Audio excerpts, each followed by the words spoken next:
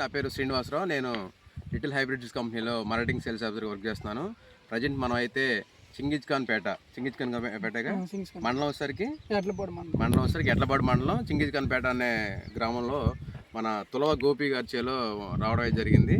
మనం ఇప్పుడైతే present little hybrids company వారి యోధా వెరైటీలో మనం ఉన్నాము. ఈ యోధా వెరైటీని మన గోపి ఎన్ని ఎకరాలు వేసాడు, ఎట్లా ఉంది యోధా అనే వెరైటీ ఒకసారి మనం గోపి మాటలోనే తెలుసుకుందాం. నమస్తే గోపి, ఎట్లా ఉంది నీకు లిటిల్ హైబ్రిడ్స్ కంపెనీ వారి యోధా వేసావు కదా? ఓకే, కాపు అయినా మొత్తం పోతాను సెటిల్ అవుతుంది. మొత్తం కాపు కూడా బాగుంది. కాపు బాగుంది, చికెన్ కాపు. ఓకే, చెట్టు ఉండపోతంతా కాయ అయిపోతుంది, మీకు రాలకుండా పూత కూడా వచ్చినట్టు వెంటనే కాయ అయిపోతుంది. మీకైతే వెరైటీ నచ్చింది, బాగానే ఉంది. ఒకసారి చూడండి, కాయ సైజు కూడా మనకి చివరిని కూడా కాయ సైజు బాగుంది. కాపు కూడా చిక్కటి కాపు. నల్లి వచ్చినా నల్లి అటాక్ కావట్లేదు, నల్లిని కూడా అటాక్, ఎందుకంటే చుట్టుపక్కల మొత్తం కూడా కాటన్ ఫీల్డ్స్ ఉన్నాయి కాబట్టి. కాకపోతే దానికి దీనికి తేడా ఉంది చూసుకోండి. పైన చుట్టాకు వచ్చేదంతా దీనికి నల్లి వచ్చింది, దీనికి రాల.